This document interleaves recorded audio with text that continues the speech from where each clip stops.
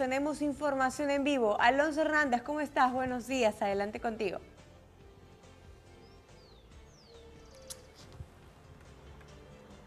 Muy buenos días, Auri. Nos enlazamos en vivo desde la urbanización Santa María, exactamente Parque Cusco. El último 21 de junio comenzó el invierno en nuestro país, sin embargo, tenemos temperaturas aún de 25, 26 grados centígrados. ¿Hasta cuándo va a persistir el calor en nuestra ciudad? Esa respuesta nos va a dar el docente de la Universidad Nacional de Trujillo, exactamente en el área de oceanografía, el señor Gustavo Iguanaga, acerca de esta pregunta, ¿no? ¿Hasta cuándo va a persistir el calor en nuestra ciudad? Porque llegamos a temperaturas atípicas por estos días. Buenos días. Sí, una de las cosas que estamos viviendo es justamente la actividad del anticiclón, pero pareciera un poco contraria. Lo que pasa es que tenemos una masa muy grande de aguas cálidas, heredada todavía del verano, que no se ha disipado, y con la actividad del anticiclón y los vientos que se van generando, esta masa se va yendo hacia el norte. Ahora, ¿qué es lo que ocurre? En ese desplazamiento se van produciendo movimientos y van entrando, no todo hacia la costa, sino pequeñas partes que van interactuando hacia la costa y luego se van disipando, ¿no? O sea, como parte de ese traslado y ese movimiento que se va produciendo. Ahora, eso significa, esas pequeñas entradas significan oleadas de calor para nosotros, ¿no? O sea, pueden subir la temperatura, lo que tenemos es más o menos 22, 23 grados, esos golpes de calor en el mar que se traducen con temperaturas mucho más altas ambientales en la zona costera, principalmente en las noches. Y de ahí ya va disipándose, ¿no? Por eso que tenemos días con calor, días con frío. Y esa situación va a perdurar todavía, digamos, bien entrado julio, hasta que, digamos, ya tengamos una zona que se va despejando de estas temperaturas. Pero esto esperaríamos que vaya, digamos, ya desapareciendo esta masa de calor hasta antes de la primavera, porque en la temporada de primavera los vientos alisios van a disminuir su intensidad, producto de que el anticiclón disminuye intensidad, entonces los vientos disminuyen intensidad. Y ahí ya no esperaríamos tanta actividad. Así que si no se ha disipado, si no se ha alejado, pues vamos a tener el riesgo de tener masas de aguas cálidas hasta el verano. Y ahí sí tenemos el riesgo y las probabilidades de lluvias, ¿no? Entonces, en lo que respecta al mes de julio y agosto es donde tendríamos más actividad y todavía unas semanas vamos a tener esta sensación de que sube la temperatura, luego baja la temperatura. Por eso es necesario esta temporada tener un poco de cuidado, sobre todo con el tema de abrigo, porque mucha gente va a estar en esa situación. Ya tenemos temporadas de resfríos. O sea, la gente se desabriga, se vuelve a abrigar y en ese plan ahí vienen pues justamente las molestias como los resfríos. Ahora, ¿es posible una regularización de la temperatura a años anteriores en invierno o siempre va a haber esos 2, 3 grados por encima de lo normal? No, esto es parte, esperemos, pues es parte de justamente tenemos una masa de calor muy grande en el mar que no se ha disipado. La condición natural de nuestro mar son temperaturas para llegada al invierno de 16 grados, 15, 16 grados, ¿no? 16 grados para la zona norte.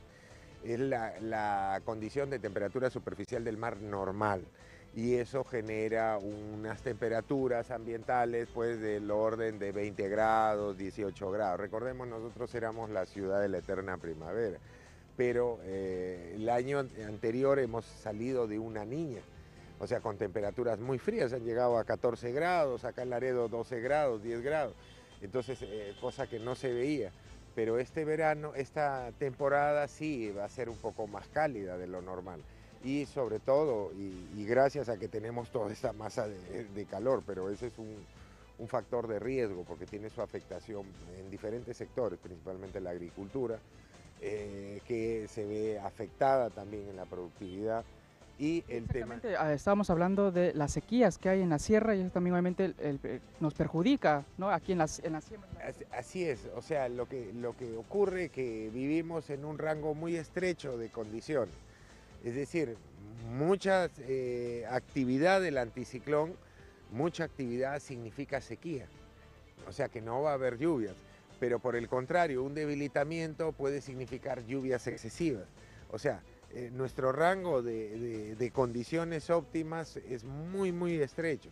Y eso es lo que tenemos que, digamos, ir adaptándonos, porque eso va a generar efectos, ¿no?, en la economía, efectos en la salud de la población también, por el tema de enfermedades, ¿no? Por ejemplo, exceso de lluvias va a significar pues exceso de condiciones para zancudos y obviamente también tenemos lo de la epidemia del dengue, ¿no?